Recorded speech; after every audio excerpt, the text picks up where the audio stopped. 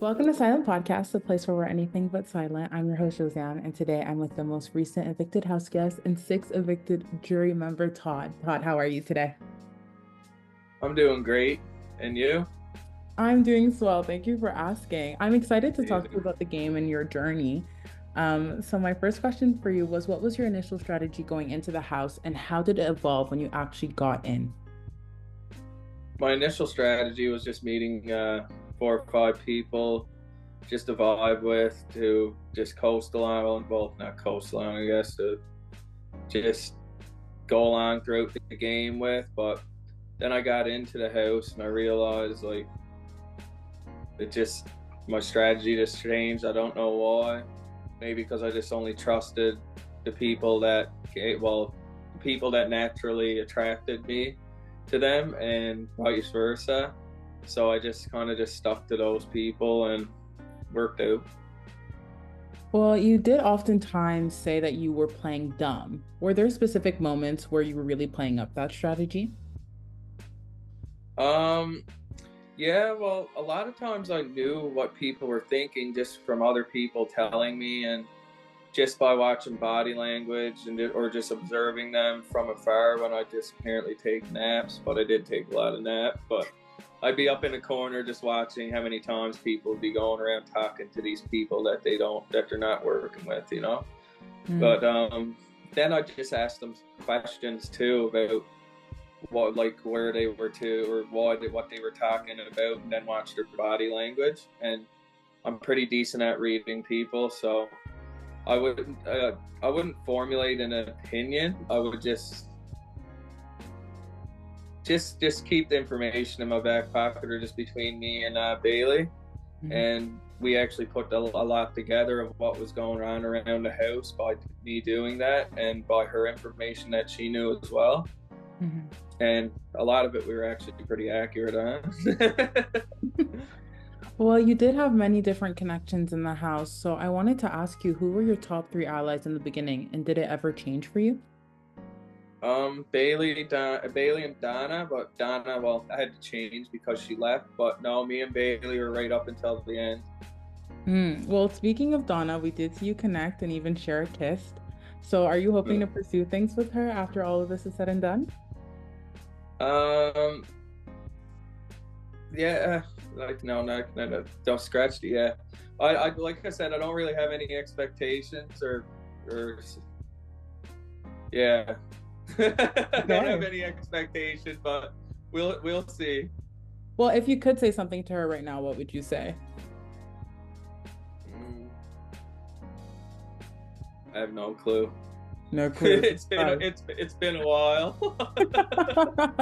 My mind's in other places at the moment than Totally fair. I'd got X amount of days ago. Did you suspect that there were any other strong bonds or alliances in the house that excluded you? Yeah, Mm. just observing. Like I said, I'm a big.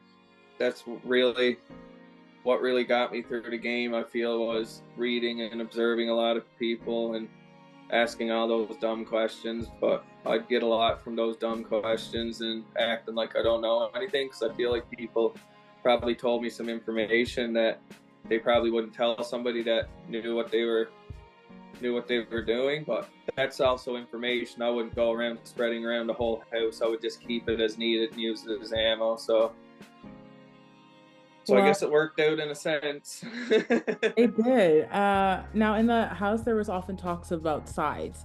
What did you think the sides were, and where did you see yourself in that dynamic? um, I I felt that first there was a girls and a guys side, but I feel like there was guys in amongst the girls as well.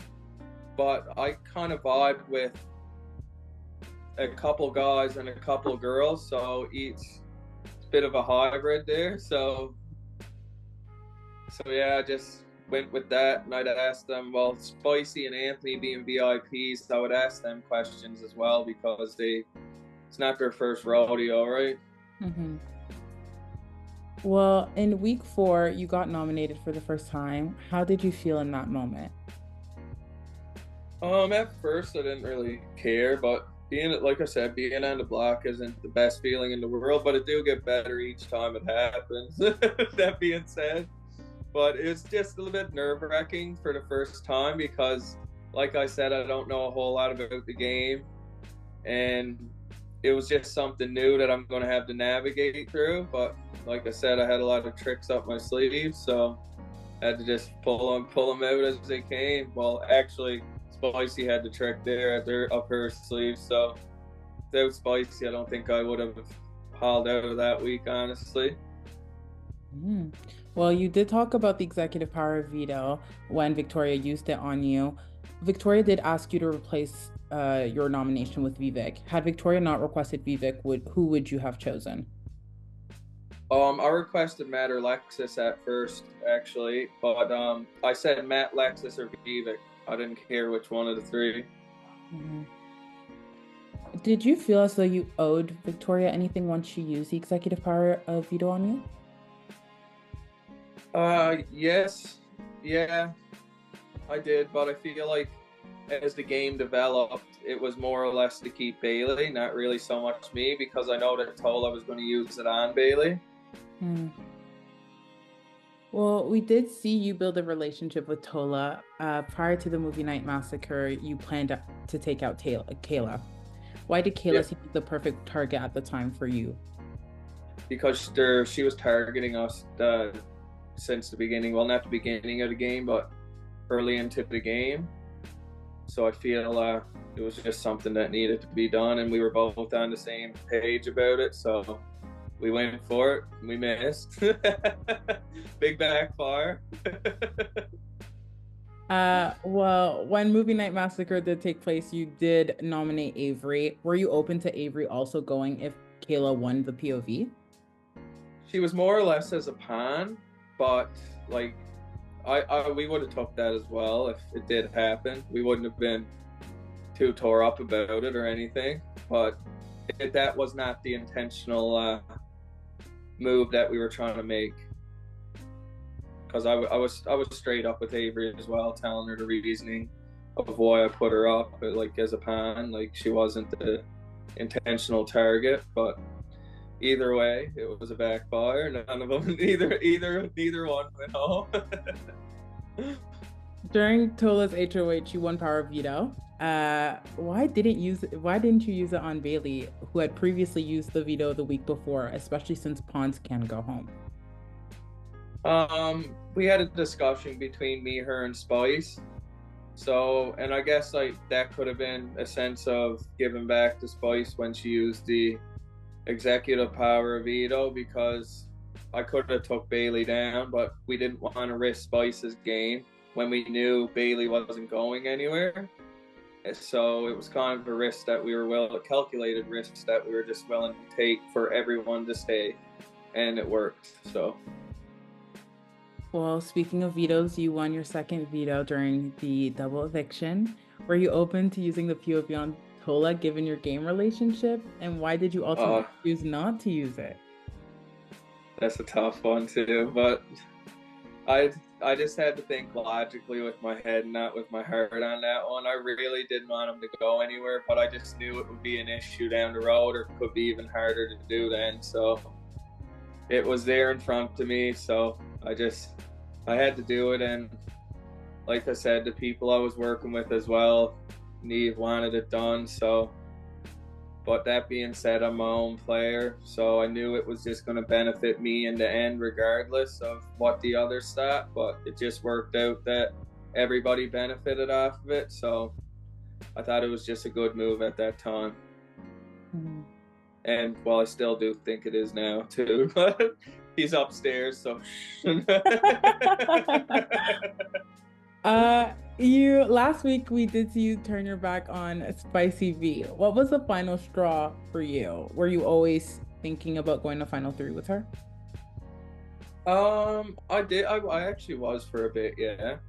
But there's just, like I said, I'm a very observant person, and I just seen a couple things that made me feel a little uneasy, and then heard a few things that made me feel again really uneasy. So I just had to not take that risk and keep going on that route, so I just had to change my direction a little.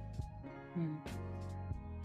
Well, you were so close to making it to the final three. I am curious, had you gone in one of those final two chairs, what would have been your final plea and argument as to why you should win this season of Big Brother? Well, I did, I would say I did finish, I finished, better. How would you even say that? Would it be higher or lower in Big Brother? My placement, I guess, was a lot better than people who actually knew what they were doing from the beginning. Be number one.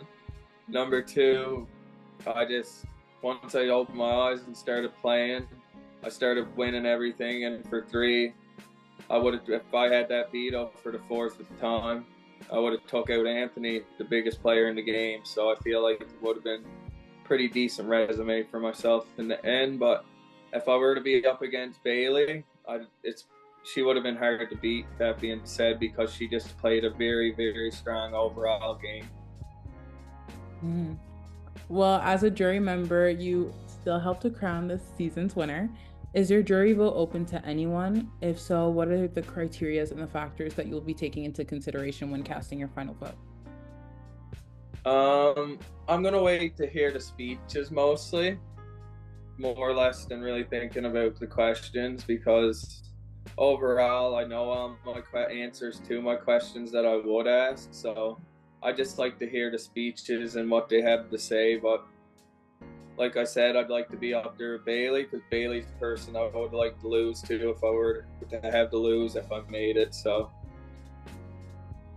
Well, if you had to rank the current house guest games from best to worst, how would you rank them? best to worst, Bailey, Anthony, Lexus. Okay.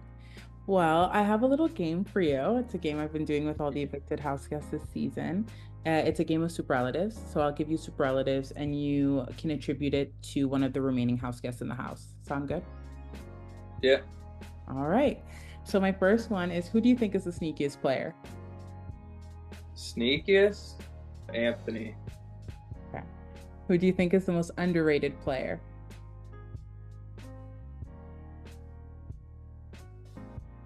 Bailey? Yeah, I think Bailey. Okay. Who do you think is the most underestimated by the house? This is the three left, right? Yeah. Um, underestimated.